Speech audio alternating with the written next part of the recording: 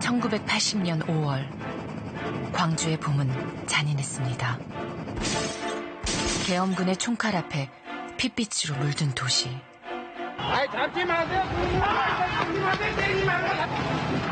국민을 지켜준다고 믿었던 군의 무자비한 폭력 앞에 이유도 모른 채 참혹하게 죽어간 광주 시민들.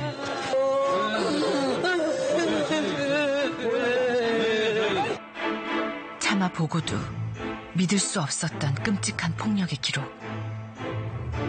도대체 광주에서는 무슨 일이 벌어진 걸까? 전재수는 초등학교 4학년짜리예요. 거기는 그 바로 앞에 쏴버린 거예요. 앞에 쏴버렸어요. 그러니까 이건 전쟁에서도 이런 일은 없어요. 그렇게 악인하게 해놔놓고 저거 안 했다고 오리발 내놔요. 진짜 이 분해서 못 살라. 진짜 죽어야 있지. 우리가 살아있는 동안 있을 수가 없어요. 현재 공식 발표된 5.18 당시 민간인 사망자는 165명. 내란죄와 내란 목적 살인죄가 인정됐지만 주된 책임자는 2년의 실형만 살고 사면을 받았습니다. 혐의를 인정하십니까? 발포 명령 부인합니까? 왜 이래? 광주 시민들한테 사과할 생각 없으세요? 사과할 생각 없으십니까? 광주 시민들에게 사과하실 생각 없으세요? 평범한 일상을 살아가던 시민들을 잔혹하게 짓밟은 군의 학살 행위는 지워지고 왜곡된 채 철저히 은폐됐습니다. 가해자는 사라지고 피해자만 남은 5.18의 진실. 무고한 국민을 참혹하게 죽인 가해자들은 왜 제대로 처벌받지 않은 걸까? 반인도적인 범죄에는 근절이 되어야 되고, 그리고 이런 것들은 아주 오랜 시간이 지나더라도 계속 추적해서 이 가해자들에게 반드시 사법적인 정의를 주어야 된다.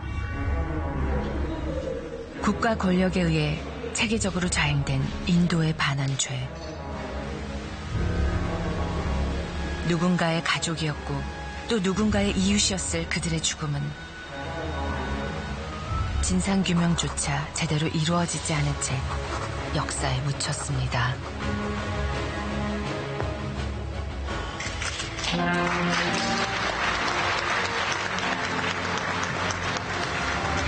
산자에게는 침묵을, 죽은 자에게는 망각을 강요해온 권력자들. 그들이 그토록 숨기고 싶었던 광주의 진실은 무엇일까?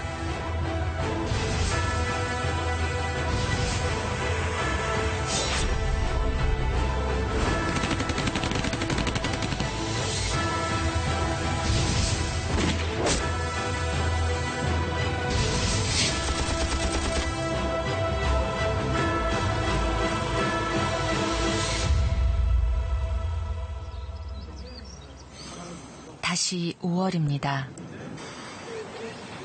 올해도 어김없이 남편을 찾은 김옥희 씨.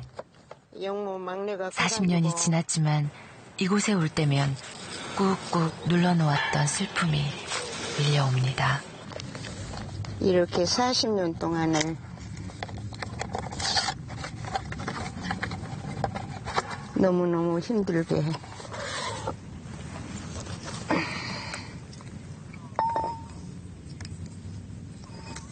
사는 인생이 너무나도 비참했었어.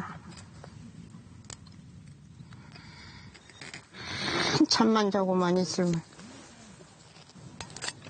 5월달만 돌아오면 마음이 괴롭고 정말 슬퍼요. 마을 입구에서 계엄군의 총탄에 목숨을 잃은 선종철 씨. 그의 머리를 노린 단 한 발의 총성. 가족의 삶도 산산조각이 났습니다. 어떤 때는 원망스럽기도 하고 어떤 때는 팔자가 그런가 보다 그런 생각도 하고 누구는 이제 다 끝난 게 아니냐고 말하지만 갑작스레 남편을 잃은 그녀에게는 결코 잊을 수 없는 5월입니다. 죽을 때까지 좋게 하고 살았으면 얼마나 좋을까 이런 생각이 들더라고요. 남들 하고 다니면 나이 드신 양반들 딱 둘이 이렇게 손잡고 손도손하고 가면은 속이 안 들어서 그런가 어쩐가 나도 저리 있으면 얼마나 좋을까 이런 생각이 들더라고요. 1979년 유신 정권이 막을 내린 지 2달 만에 12.12 군사 쿠데타가 발생합니다. 군권 장악에 성공한 신군부. 하지만 대학가를 중심으로 민주화 시위가 걷잡을 수 없이 번지면서 특단의 조치가 내려집니다. 1980년 5월 18일 0시를 기해 전국에 비상계엄이 선포되고 모든 대학교에 휴교령이 떨어졌습니다. 학교에서 전화가 왔어요. 이제 숙직하신 분들이 이거 큰일 났습니다. 이제 그런 전화가 왔어. 통행 금지가 6시에 해제되어 가지고 오니까 아침에 한 30여 명이 본부 복도에 무릎 꿇고 그냥 있는 거예요. 5월 18일 0시를 전후해 전남대학교에 난입한 계엄군은 보이는 대로 학생들을 때리고 잡아가기 시작했습니다. 고시원에서 공부한 학생, 그러니까 서클룸에서 활동했던 학생, 학내에 있는 불 켜놓고 있으면 무조건 들어가서 끌어다가 이제 그렇게 족친 거지, 학생들을. 학생들이 아주 그냥, 부탁하는 것이 문제가 아니라니까. 그냥 얼굴이 붓고 그랬다니까. 5.18의 시작으로 알려진 전남대학교 앞 시위. 군은 이를 학교 앞 투석전으로 왜곡해 군의 진압을 학생들의 폭력 시위에 대응한 우발적인 행위로 기록하고 있습니다.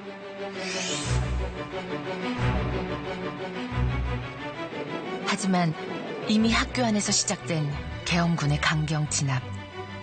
닥치는 대로 휘두른 군의 잔인한 폭력은 대상과 장소를 가리지 않았습니다. 계엄군들이 대금을 채권하고 있으면서 이제 학생들하고 그렇게 하는데 이제 그 학생이 뭐라고 시비를 하면은 그 빠따를 그냥 내서 이제 치고 이제 그런 것이 거기에서부터 이제 일어났지. 일단은 급하면은 나무 집으로 뛰어 들어가면은 그 계엄군 고놈들이 들어와 가지고 그 집에 와 가지고 이제 행패를 또 부리는 거예요. 5월 18일 이후 각 대학교를 비롯해 광주역과 전남도청 앞까지 계엄군의 진압작전이 펼쳐집니다. 당시 KBS 기자였던 구양수 씨도 계엄군의 만행을 생생하게 기억합니다. 공수부대가 와가지고 막 들어와서 이제 사람 막 다 죽인다 그래. 그래서 그냥 나와봤지. 나와보니까 막 eng인대로 두드러 패더라고. 무조건 때려버려. 지나간 사람 다 때려버려. 공수부대 앞에 지나간 사람. 사정없이 휘둘러. 도망갔지. 기자를 보고도 두드러. 계엄군의 집단 발포가 있었던 5월 21일. 군은 자위권 발동이라고 주장했지만 구양술 기자가 목격한 것은 달랐습니다. 집단 발포 하루 전인 5월 20일 밤 KBS가 있던 광주역 앞에서 총성이 들려왔습니다. 당직근무를 하고 있는데 이제 밤에 한 10시 한 40분이나 되어서 총소리가 나더만. 그래서 이제 옥상에 올라갔어. 이제 그때는 공포를 쏜 거야. 공포탄을. 근데 실탄 사격하고 그 명령이 떨어지더라고.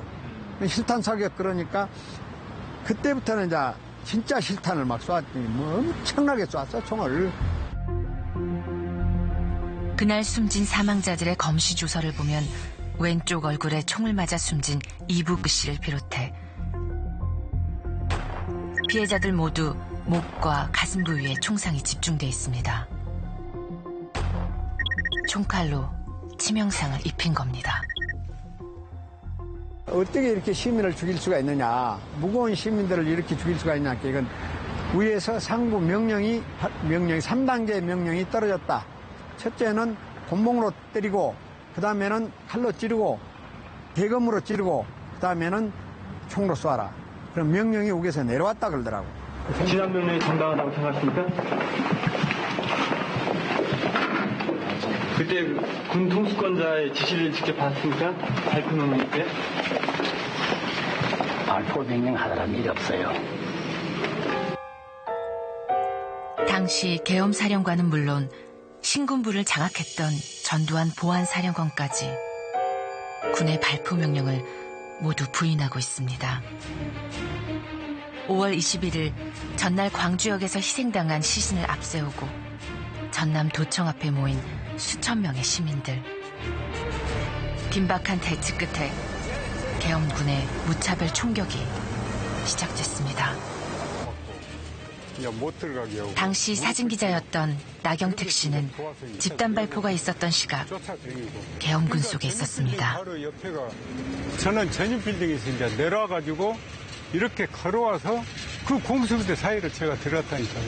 이게 유일하게 민간인으로서는 제가 발포 명령 소리를 제가 들은 거죠. 그날 건물 옥상에 배치됐던 군의 총구는 시민들 향해 있었습니다. 살상을 목적으로 조준 사격이 이루어진 것입니다. 옥상에 올라가서 그것을 보니까 사람이 툭 떨어진 거예요. 그 이제 사진도 찍고 그랬는데, 그러니까 도심 그 뒤로 도심 빌딩 그 옆에가 숨어있던 사람들이 그 사람을 끄집어가고 우리가 그걸 찍을 때 그 사수가 우리를 봤으면, 저격수가 봤으면 우리를 쐈을 거 아닙니까?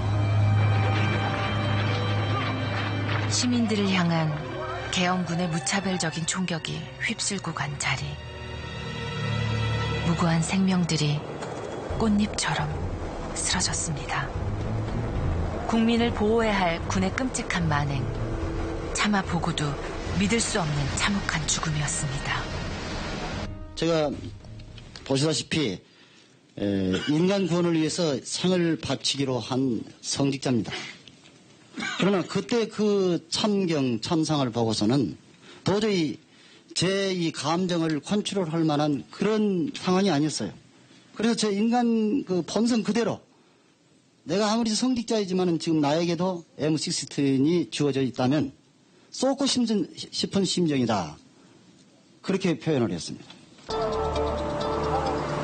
옛 전남도청 앞에 자리한 전일 빌딩.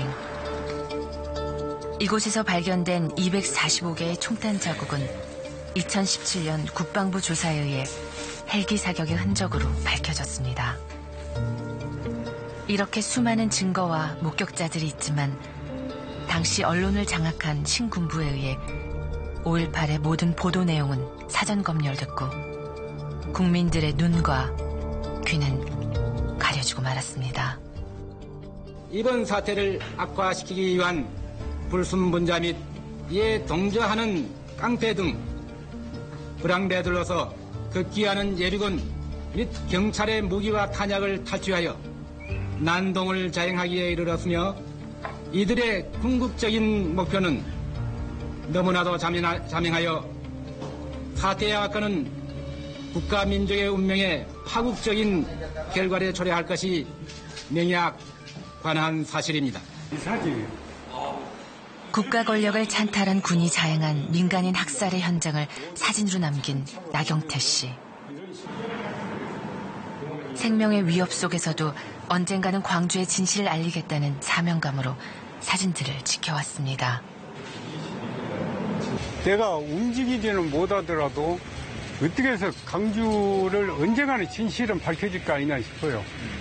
그래서 기록으로 남겼다. 그게 글은 아무리 써도 안 믿고 공수부대나 이제 계엄당국에서 부정을 해보면 안 되지 않아요.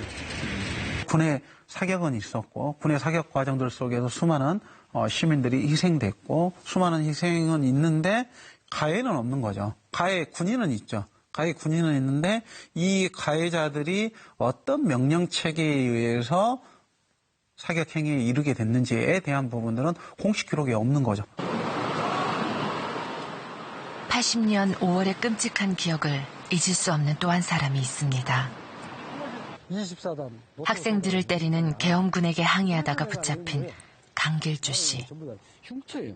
전남대학교 건물에 감금된 채 모진 구타와 고문에 시달려야 했습니다. 눈동자 반드시 안에 해갖고 눈 알을 지져보려고 담뱃불 딱 갖고 와요. 그러면 이 눈 꺼풀이 워낙 빠르더만 손동자보다 딱 들어요. 그럼 눈 꺼풀이 화상을 입는 거예요. 눈동자를 태우려고 했는데 그리고 대검으로 머리를 딱 쳐요. 그냥 푹 쓰러지면 죽어요. 전남도청 앞 집단 발포 이후 도시 외곽으로 철수하게 된 계엄군. 강길주 씨도 전남대학교에 붙잡혀 있던 시민들과 함께 3공수여단의 트럭에 실려 끌려갔습니다. 이제 전부 다 이렇게 묶여갖고 이거 집착같이 이제 그 아까 부식차에 거기다 이거 세워버리니까 세워버리고 절단가스 뿌려버리니까 이제 이렇게 몸부림을 치는 거예요. 근데 다 코피 흘리고 오줌 싸고 오니까 내가 유리창을 밖에가 보철망이 있고 안에는 유리니까 내가 머리를 받은 거예요. 전부 다 이제 코피 흘리고 몸을 치다가 이제 밟혀버리면 이제 그 죽어버리니까. 바로 서 있기도 힘든 밀폐된 트럭 안에 체류가스를 뿌린 계엄군. 숨쉬기 힘든 고통 속에 시민들은 몸부림쳐야 했습니다. 일반적으로 보면 그 CSK에서 지금 그 시위할 때 사용할 때 밀폐된 공간을 사용하지 않잖아요. 그걸 한정된 공간, 밀폐된 공간에 그걸 넣었다라는 것은 어떻게 보면 일종의 살인 행위하고도 비슷하다고 할 수도 있겠죠. 전남대를 출발한 지 서너 시간 만에 도착한 광주 교도소. 최루가스에 장시간 노출된 시민들의 참혹함은 당시 교도관들도 생생히 기억합니다. 대가리 막 뭐 시키면서 이제 막 뒤에서 두들면서, 응? 목뒤를 두들면서, 그래가지고 이제 정렬이 되니까 한참 일어섰다 앉았다 하고 이제 대가리 막 하다 나서 하나는 뒤돌아와갖고 뒤두들 맞더라고, 뒤돌아본다고. 나 그걸 껴서 목격했으니까. 옷 자체를 못 뜯어서 어째 철철만 가스를 많이 품고 있었는가. 저들도 꼼짝도 안 하고 있고, 사람들도. 그래서 이제 물어보도 그냥 이 사람들이 죽은 사람을 데리고 왔다, 사는 사람을 데리고 왔다, 속으로만 이렇게 생각하는 거이지. 5월 21일 늦은 오후, 3공수여단이 트럭에 싣고 온 사람들은 150여 명. 오랜 고문과 체류가스로 이미 숨졌거나 생명이 위태로운 중상자가 많았지만 계엄군은 이들에 대한 적절한 치료는 물론 외부 의료기관으로의 이송도 하지 않았습니다. 당시 광주교도소 의무과에서 작성한 문건에는 오후 5시 30분부터 중환자 54명을 치료한 것으로 기록돼 있습니다. 뒤이어 89명의 중상자가 추가로 응급치료를 받았습니다. 하지만 이들 응급 환자에게 사용된 의약품은 소독약 등이 전부였습니다. 단순 치료지 우리가 또 뭐 적극 치료도 할 수 없는 것이고 그거 창고 안에가 뭐 시설도 없으니까 이렇게 막말로 아까진기나 소독제나 그런 거나 줄 수밖에 없지. 아, 저 사람은 죽게 생겼구나 이렇게 속으로 추측할 뿐이지 안으로 이게 몇 명이 죽었다 어쩌다 그런 사람들이 한 서너 명 있더라고 첫날은. 삼엄한 경계 속에 외부와 철저히 차단된 광주교도소. 어떤 법적 절차도 없이 철창 안에 갇힌 시민들의 심정은 어땠을까? 계엄군의 무자비한 폭력으로 중상자가 많았지만 제때 치료를 받기는커녕 매일 살인적인 고문을 당하며 죽음의 공포를 견뎌야 했습니다. 날마다 달라들어갖고 못 견디니까 날마다 달라들어갖고 죽어가는 거예요. 한 명씩 이제. 계속 돌아가면서 린치를 가는데 여기서 이렇게 고통당하고 죽는 것보다도 저렇게 빨리 달라들어갖고 맞아 죽는 것이 빨리 죽으면 얼마나 행복한가. 근데 극한 흥분 상태에서 어떤 일탈행위 내지는 어떤 군인들의 가혹행위, 반인도적인 범죄가 자행되었다라고 볼 수 있고, 그리고 이런 것들은 아주 오랜 시간이 지나더라도 계속 추적해서 이 가해자들에게 반드시 사법적인 정의를 주어야 된다. 대통령으로서의 직책을 성실히 수행할 것을 국민 앞에 엄숙히 선사합니다. 국민들을 짓밟으며 새로운 정권을 잡은 그들은 5.18을 은폐하고 조작하는 데 앞장섰습니다. 5.18을 폭동으로 왜곡하기 위해 가장 대표적으로 내세운 것이 광주 교도소 습격설. 언론도 이를 기정사실로 보도했습니다. 간첩과 좌익수 등이 수감되어 있는 광주 교도소를 이날만도 3차례에 걸쳐 장갑차를 앞세워 습격해 기염군과 교전을 전개함으로써 사상자를 내게 하는 난동을 계속 자행했으며,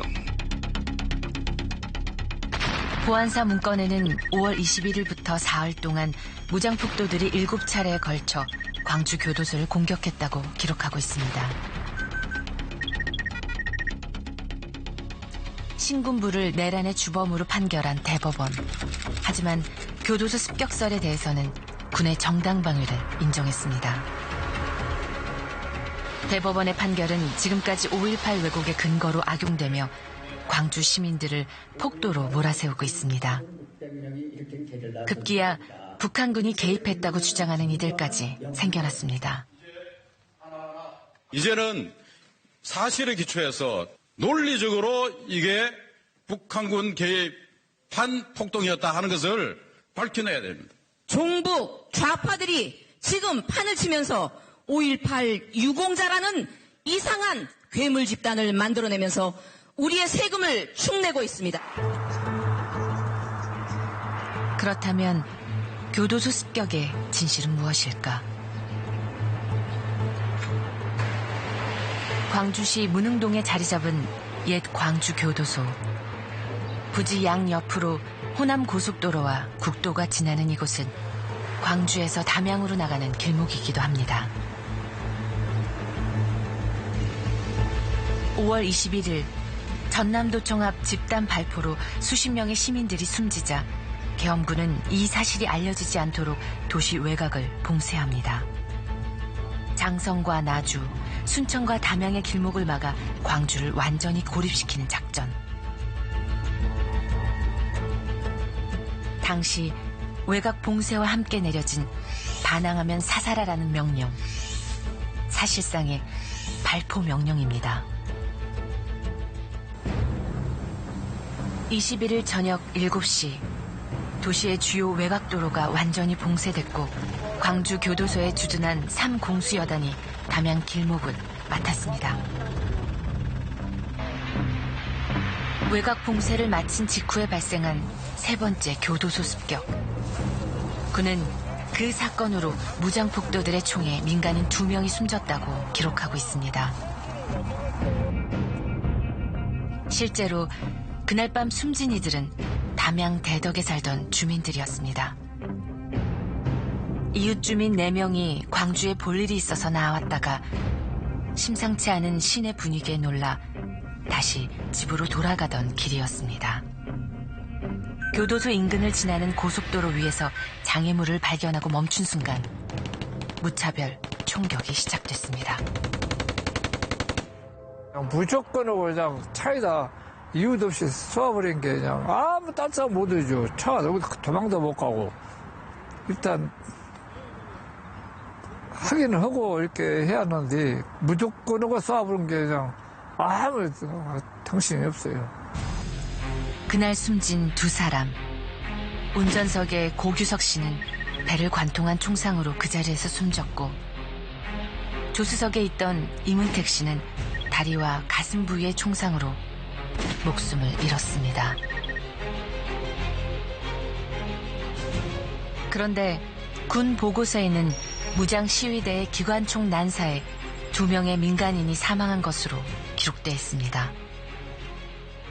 이분들은 총을 들지를 않았어요. 이분들은 시내도 나가지도 못했어요. 담양에서 대덕에서 나와가지고 이 서방 쪽으로 나갔는데 상황이 많이 복잡하니까 다시 그냥 들어온 거예요. 들어오다가 여기서 대구군들에게 저격을 받았던 거 있죠. 지나가는 차를 무조건 쏘아가지고 이렇게 사람 죽이나 놓고는 전부 아무도 책임지는 사람도 없고 사과하는 사람도 없잖아요. 교도소 습격 문건에서 찾은 또 다른 이름, 류영선. 비전향 장기수로 수감 중인 형 류낙진 씨를 구하기 위해 교도소를 습격하다 사망한 것으로 적혀 있습니다. 정말 류영선 씨는 교도소를 습격한 것일까? 교도소 습격설의 주범으로 교전 중에 총상으로 사망했다는 군 기록과는 달리 류영선 씨의 사망 장소는 5월 27일 옛 전남도청 앞인 것으로 검찰 검시조서에서 확인할 수 있습니다. 사망 날짜는 분명히 나와 있는데 그 검시조서에나 이런 데 보면 5월 27일로 돼 있는데 나중에 군 기록에 보면은 교도소 습격의 주역이고 그래서 총에 맞아 죽었다예요. 기본적인 사실 자체가 틀려요. 류영선 씨의 진실을 확인하기 위해 독일을 찾았습니다. 2000년 독일로 이민 온 류소영 씨. 류영선 씨의 조카이자 류낙진 씨의 딸인 그녀는 전국 비상계엄이 선포되기 직전 예비검속으로 끌려가 상무대 영창에 감금됐습니다. 광주 시민들의 열흘간의 항쟁이 끝나고 갇혀있던 그녀에게 군 조사관이 찾아온 건 삼촌 류영선 씨 때문이었습니다. 도청 마지막 생존자 17인 시체 안에 저희 삼촌이 들어있었어요. 엄마의 증언에 따르면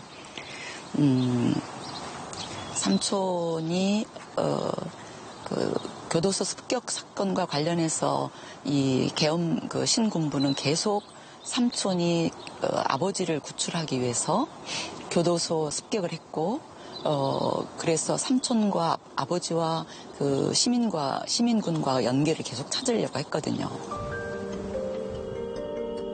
어떻게든 5.18 민간인 학살의 진실을 감추려 했던 군.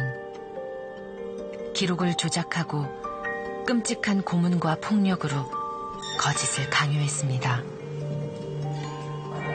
광주의 아픔을 안고 독일에 정착한 지 20년.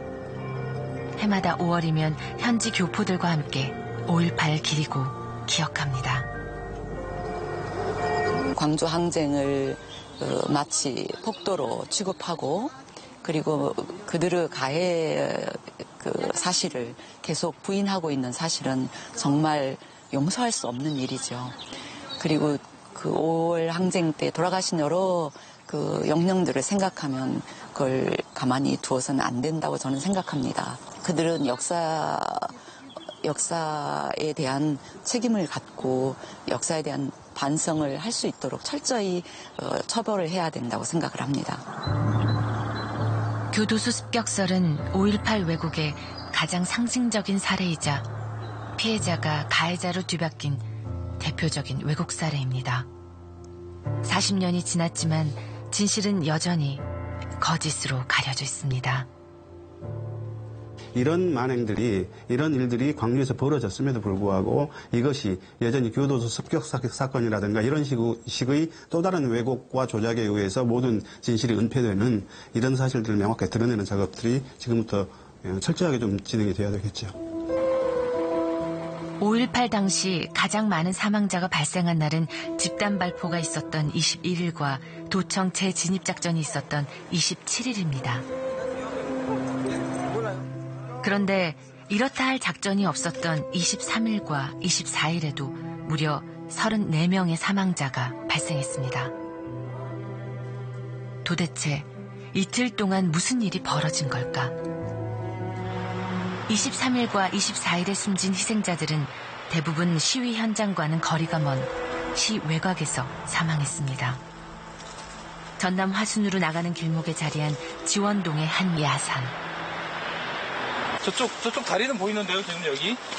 그 다리 건너가 바로 보이는데, 여기서. 아랫마을이 한눈에 들어옵니다. 여기서 보면은 이 아파트가 당시는 없었는데 광주 시내를 한눈에 내다볼 수 있는 곳이에요, 이곳이.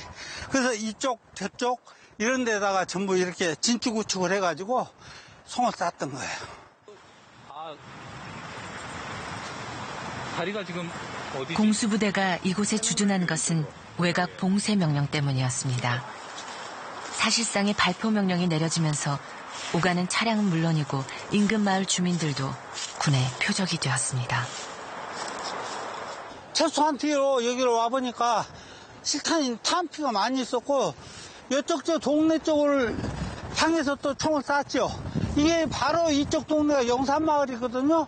영산마을에서 그때 통장하던 선종철 씨가 여기서 돌아갔어요. 잘라가지고 하는 총소리에 놀라 마을 주민들을 피신시키러 나갔다가 계엄군의 총에 숨진 선종철 씨. 그의 얼굴을 노린 단 한 발의 총격으로 아내는 남편을, 삼남매는 아버지를 잃었습니다. 아저씨 돌아가신 뒤로. 바로 뒤로? 예, 뒤에 혹시 모르겠는 이걸 하나라도 찍어놓자 하고 이거 찍어놓은 거예요. 그때 하수연도 못하고. 인생 그러다 저러다 하다 보니까 이 나이 돼가지고 이제 힘도 없고. 외곽에서 벌어진 민간인 학살의 흔적은 송암동에서도 찾을 수 있습니다. 5월 24일 10일 공수여단은 24단의 외곽 봉쇄 임무를 인계하고 광주 비행장으로 이동합니다. 군용 트럭들이 송암마을을 지나던 중 총격이 시작됐습니다. 첫 번째 희생자는 당시 중학교 1학년이었던 방광범 학생입니다. 도로 옆 저수지에서 친구들과 물놀이를 하던 방광범 학생은 공수부대가 쏜 총탄을 맞고 그 자리에서 숨졌습니다. 머리를 노린 조준사격이었습니다. 약 50여 대 트럭이 가다가 수습해가지고 전부 내려와가지고 이제 움직이는 물체를 다 쏴버린 거예요. 그런데 여기에 마치 이제 애들이 목욕을 하고 있었거든요. 다들 이제 막 총소리가 나니까 저쪽 영수로 쪽으로 그쪽으로 도망갔는데 방광범이가 제일 늦게 이쪽으로 가다가 이쪽 머리에 총을 맞아 죽어버린 거예요. 머리의 한쪽이 거의 다 날아가 버리는 그런 상황이었습니다. 그렇기 때문에 그것은 완전히 한쪽이 완전히 소실되어 버리는 상황이 굉장히 큰 상흔이었다고 생각이 되고, 더 참담한 건 전재수 어린이의 죽음입니다. 총소리에 놀라 도망치다 벗겨진 고무신을 주우려고 돌아오던 소년에게도 군인들이 총을 난사한 것입니다. 최소한 총알은 세 발을 맞았고, 그리고 이제 그로 인해서 뒤태부 골절이 생겼고, 이 외곽 지역에서 세 방, 네 방 맞았다는 것은 그것은 그 한 사람이 집중 사격을 하지 않으면 그렇게 맞을 수가 없겠죠. 심지어 10일 공수여단은 교차로에 매복해 있던 보병학교 군인들과 5인 사격까지 벌였습니다. 군인들 가운데 다수의 사망자와 부상자가 발생하자 공수부대는 그 일대에 민간인을 닥치는 대로 학살했습니다. 한 집에 있다 계엄군에게 끌려 나와 총살을 당한 3명의 청년. 인근 공장에서 일하던 평범한 청년들을 마치 처형하듯 즉석에서 총살한 것입니다. 가택 수색을 하는 도중에 이 세 사람을 발견하고 끄지고 나가는 거죠. 검시 조사를 보면 뒤에서 쏜 걸로 돼 있어요. 이렇게 되고 두 사람을 끌고 나오죠. 그래가지고 철로를 넘어가지고 그 수로가 있죠. 철로 옆으로 이제 물 흘러 내려가는 수로. 거기에다가 집어넣고 두 사람을 또 사살을 하는 거죠.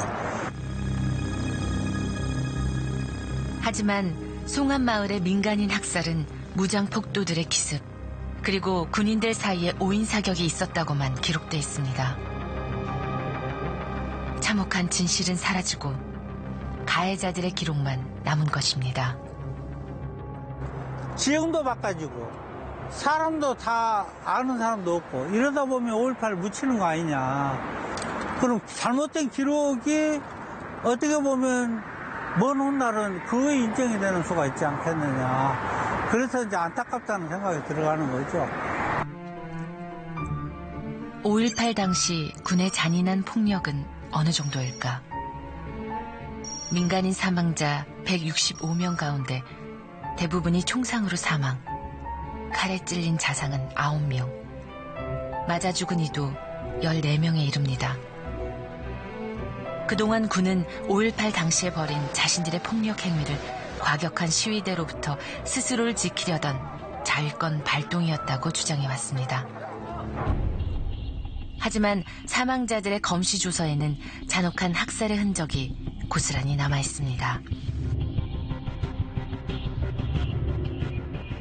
택시기사였던 민병렬 씨는 택시를 찾으러 갔다 붙잡혀 사망했습니다. 사인은 자창으로 인한 두개골 골절, 대거미 뒷머리뼈를 관통한 것입니다. 임신 중이던 최미애 씨는 남편을 기다리다 이마에 총을 맞고 그 자리에서 숨졌습니다.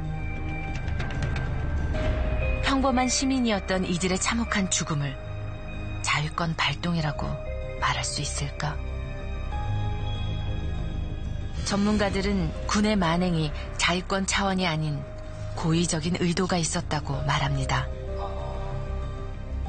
자위권이라고 하는 거는 내가 위협을 받아야지 발동하는 건데, 근데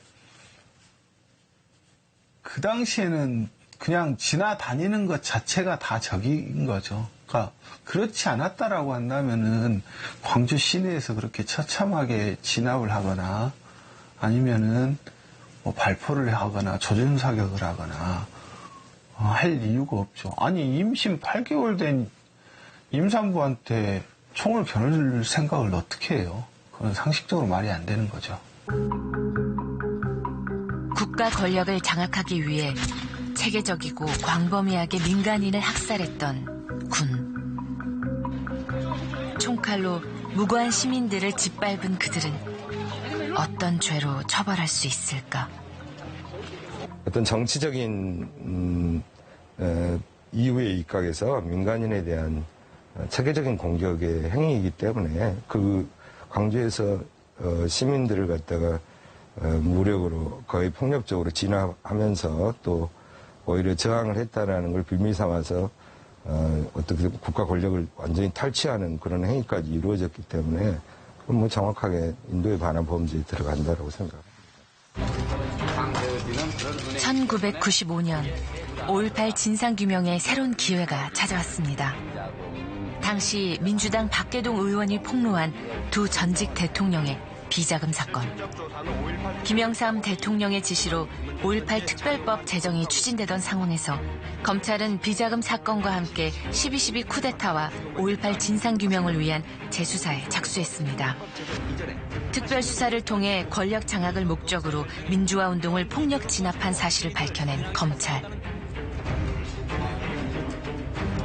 1997년 대법원은 두 전직 대통령에게 내란죄와 내란 목적 살인죄를 적용해 유죄를 확정합니다. 12.12도 끝내고 5.18도 성격 규정부터 명확히 해놓고 난 다음에 그 다음에 또 뭐 좀 미진하거나 좀 더 할 여지가 있는 사건들이 있다면 다시 하는 게 낫겠다. 이런 식의 그 결론이 나서 그렇게 끝냈던 거지요. 제일 중요한 건 가장 주모자고 최고의 책임 있다는 것은 최고의 지휘자한테 그건 우리가 봐야 되거든요. 그러니까 최고 지휘자로서 책임을 갖다 물을 수 있는 사람은 전두환, 노태우 두 전직 대통령이다 이겁니다. 하지만 대법원 판결이 난 그해 국민 대화합을 명분으로 5.18 관련자 모두 특별 사면됩니다. 교도소 생활이라는 게 여러분들은 교도소 가지 마시오. 그러고만 내가 얘기하고 싶습니다. 당시 판결은 권력을 잡는 과정에만 초점이 맞춰져 정작 국가 권력의 인권 유린과 폭력에 대해 법적 책임을 제대로 묻지 못한 한계를 드러냈습니다. 전두환, 노태우와 소위 그 고발된 일당에 대해서만 처벌을 할 수 있느냐 없느냐에 대한 판단을 했을 뿐이지 그 당시에 이미 드러나 있는 안매장 상황이라든가 또 그 당시에 드러난 많은 그 문제들이 조서로 꾸며져 있는데 그 조서에 의해서 드러난 불법 행위들이 하나도 제대로 뭐랄까 추가해서 조사가 이루어지거나 더 심도 있게 그걸 치유할 방법을 찾거나 그러지를 않았던 거죠. 과거사 단죄에 있어 가혹하다고 할 만큼 철저한 독일. 2차 세계대전 당시 유대인 학살의 가해자인 나치 전범들을 아직까지 뒤쫓고 있습니다. 나치 범죄 수사국은 지금까지 전범 7천여 명을 법정에 세웠습니다. 2016년에 기소된 94세의 노인, 아우슈비츠 수용소의 경비원이었던 그는 학살 방조 혐의로 징역 5년을 선고받았습니다. Eigentlich bekannt gewordenes Verfahren. Dort wurde festgelegt im Urteil, dass jemand, der in einem Vernichtungslager eingesetzt war, wegen Beihilfe schuldig ist, auch wenn man ihm keine konkrete Tat nachweisen kann. Also wenn man nicht sagen kann, er hat die und jene Personen namentlich genannt, an dem bestimmten Tag auf die Art und Weise getötet, sondern es genügt, dass in einem solchen Lager insgesamt ein Vernichtungsgeschehen war. 나치 범죄 수사국의 수사 원칙은 단순합니다. 누구든지 유대인 학살에 가담했다면 끝까지 찾아내 처벌한다는 것입니다. 나치 전범 처벌에 공소시효는 없습니다. 1979 hat man schließlich die Verjährung von Mord vollständig aufgehoben. Das ist der Grund, weshalb wir überhaupt noch tätig sind. Da der Mord nicht verjährt, sind wir verpflichtet, diese Taten heute noch zu verfolgen. 독일은 사후 법규 제정을 통해 2차 세계대전 당시 유대인 학살의 가해자들을 처벌했습니다. 국가 권력이 자신들의 목적을 위해 반인도적 범죄를 저질렀다면 아무리 시간이 지났어도 반드시 처벌받아야 하기 때문입니다. Das Interessante an dem Prozess vor dem Nürnberger Militärtribunal, genau wie der Prozess vor dem Militärtribunal in Tokio, bestand ja darin, dass das Statut dieser Gerichtshöfe erst nach dem Ende des Zweiten Weltkriegs niedergeschrieben worden. Das war so eine Besonderheit, dass eben das Strafgesetz nicht in Kraft getreten war, bevor die Straftaten begangen worden sind, sondern dass es erst schriftlich niedergelegt worden ist, ja unter Umständen Jahre nachdem die Taten verwirklicht wurden. 독일은 인도에 반한 범죄가 되풀이되지 않도록 홀로코스트 부인 금지법을 만들었습니다. 역사적 범죄를 부인하거나 왜곡할 경우 형법에 따라 처벌됩니다. Ganz wichtiger Aspekt, dass in Deutschland ja eigentlich fast allgemeine Meinung ist, das, was damals geschehen ist, darf sich nicht wiederholen. Und es gibt im Deutschen diesen Spruch, wehret den Anfängen, also nicht erst warten, bis es zu spät ist, bis solche Kräfte zu stark sind, sondern schon eigentlich die geringsten Ansätze zu bekämpfen, um auf jeden Fall zu verhindern, dass sich solches Unrecht, solche Verbrechen, solcher Schrecken noch einmal wiederholt. 지금도 여전히 거짓으로 왜곡된 광주의 진실. 40년 전 무고한 시민들이 왜, 얼마나 죽었는지 피해 실태 조사조차 정확하게 이루어지지 않았습니다. 정확한 조사로 민간인 학살의 진실이 밝혀져야 가해자들에게 죄를 물을 수 있고 그래야 치유와 화해도 가능합니다. 그런 피해자가 있었으면 그 가해자가 있을 거 아닙니까? 그죠? 그 가해자는 어떻게 그 당시 신군부 세력과 현장에서 국가폭력을 행사했었던 현장의 실행자들인 것이죠. 그런데 광주에서 일어난 이 엄청난 인권유린 행위에 대해서는 인간이 가지고 있는 인간의 존엄권을 짓밟은 행위란 말이에요. 이거는 crime against humanity예요. 인간성을 짓누른 범죄. 인간성을 짓누른 범죄로 당시 전두환과 신군부 세력이 처벌받은 적이 없어요. 2007년 국제형사범죄법이 제정되면서 국가기관이 광범위하거나 체계적으로 민간인을 공격했을 때 성립하는 인도에 반한 죄가 명문 규정으로 인정됐습니다. 하지만 2007년에 제정된 법을 5.18에 적용할 수 있을까? 일부 전문가는 당시 군의 민간인 학살은 인도에 반한 죄로 처벌 가능하다고 말합니다. 국민선동죄로 처벌하고 있습니다. 국가기관에 의해서 민간인들에게로 행해진 살해와 같은 행위, 살해, 상해 이런 행위들, 아마도 인도에 반한 죄는 명문 규정이 없더라도 인도에 반한 죄로 처벌된다라는 것이 이미 국제간섭법으로 되었다. 국제의 사회의 간섭이다라고 볼 수 있다라고 했습니다. 80년 5월 14일 금남로에 5.18 가해자들을 인도에 반한 죄로 처벌하기 위해서는 철저한 진상규명이 선행되어야 합니다. 하지만 40년 동안 이어진 진상조사에도 공식적인 국가 보고서조차 없는 것이 5.18의 현실입니다. 중점 조사 대상이었습니다. 가해 세력들이 지금까지도 대한민국의 일정한 지위를 정치 권력으로서, 경제 권력으로서, 사회 권력으로서, 언론 권력으로 장악을 하고 있기 때문에 여전히 진상규명을 둘러싸고 사회적 갈등이 존재할 수밖에 없는 거죠.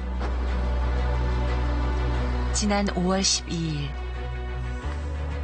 조사 개시 명령과 함께 본격적인 활동에 들어간 5.18 진상규명조사위원회. 아직 풀지 못한 의혹들과 함께 80년 5월 광주에서 벌어진 민간인 학살의 진상을 밝혀내는 것도 중요한 과제 중 하나입니다. 소위 공소시효 배제 특례법 개정을 해서 명백히 국내법에 의해서 처벌이 될 수 있도록 해야 되는데 이러한 것은 저희들의 조사 역량과 결과에 좌우된다라고 저는 보고 있습니다. 명백한 피해와 명백한 가해자를 특정하면 그런 입법은 자연스럽게 가지 않겠느냐 하는 생각이 들고요. 어쩌면 마지막 기회일지도 모를 이번 진상조사로 발포 명령과 안매장 같은 추가적인 사실들을 밝혀낸다면 전두환 씨를 비롯한 신군부 세력은 물론 현장에서 작전에 관여한 군 장교들까지도 책임을 물을 수 있습니다. 법률적 논의가 필요한 시기. 무엇보다 국민들의 공감이 큰 힘이 될 것입니다. 5.18 문제가 이제 끝났다, 처벌받아야 될 사람이 처벌받았다라고 보기 때문에 그러기 때문에 움직이지 않는 것이죠. 일반인들 이 문제에 대해서는 당시에 있었던 양민학살 부분에 대해서 잘 알지 못하고 사법은요, 수사도 마찬가지고 입법도 마찬가지고 어떤 사법의 영역은 일반인들이 어느 정도 이 문제에 대해서 잘 알고 있고 해결하라고 촉구하냐에 따라서 많이 영향을 미칩니다. 40번째 5월이 찾아왔습니다. 40년이 지나도 슬픔은 익숙해지지 않습니다. 가족들의 가슴에 한우로 남은 죽음. 80년 5월 황망하게 쓰러져간 무수한 죽음들이 뼈아픈 질문을 던집니다. 도대체 내 자식이 왜 죽었는지 몰라요. 누가 죽였는지를 모르지 않습니까? 그걸 당연히 밝혀줘야죠. 화해와 용서를 말하려면 진실을 말해야지 그게 화해와 용서가 되는 것이지, 진실을 말하지 않고 계속 화해와 용서만 해달라고 한다면 그거는 성립할 수가 없는 거죠. 국가 권력을 찬탈한 군은 민주화를 외치는 국민들을 잔혹하게 짓밟고 그 진실을 오랫동안 은폐했습니다. 지금이라도 5.18에 대한 사법정의를 바로 세워야 합니다. 5.18 진상규명, 또 어떤 측면에서는 역사적으로는 마지막 기회라고 볼 수 있는데, 이 진상규명, 사실규명과 진실규명, 이것에 저는 최대의 힘은 어디서 나오냐면 이제 국민들의 힘이라고 보거든요. 그래서 우리 국민들이 끊임없이 지속적으로 그때그때 관심을 표명하고 의견을 밝혀주는 거, 의견을 공개적으로 표명하는 것이 굉장히 중요하다고 봐요. 형사사법적으로는 그러한 사건에 대해서 주된 책임을 지는 자에 대해서는 형사처벌을 해야 되는 것이고, 과거에 발생한 인도의 반환죄에 해당하는 행위와 관련된 사건을 적절하게 올바르게 처리하는 것은 그것을 정의에 맞도록 그러한 사건이 다시 발생하지 않도록 하는 것이 중요합니다. 80년 5월 국가 권력을 장악한 군이 광주에서 자행한 인도의 반환죄. 40년의 세월이 우리에게 묻습니다. 누구에게 죄를 물어야 할까? 대통령으로서의 직책을 성실히 수행할 것을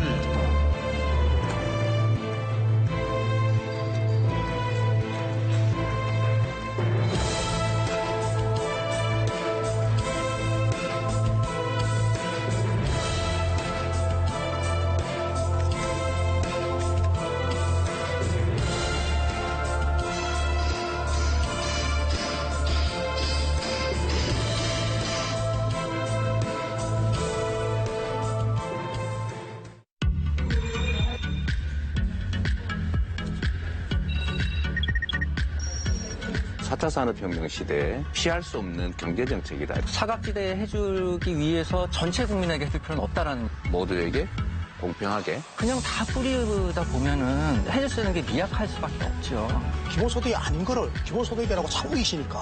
기본소득 비슷한 거. 다른 의미로 제가 재난 기본소득이라고. 뭔가 의도가 있다고 보시면. 저는 아주 불순한 의도가 있다. 문재인 대통령께서 다 말씀하신 거예요. 지사님의 고약이 말씀하신 게 아니에요. 내가 언제 아니, 그러니까 지금 자꾸 말씀하시는데. 이야기는 여기까지 하위 10%에 좀. 거기까지 오십니다. 거기까지 끝내겠습니다. 시사교창 특집 다큐톡 첫 번째 주제는 기본소득입니다.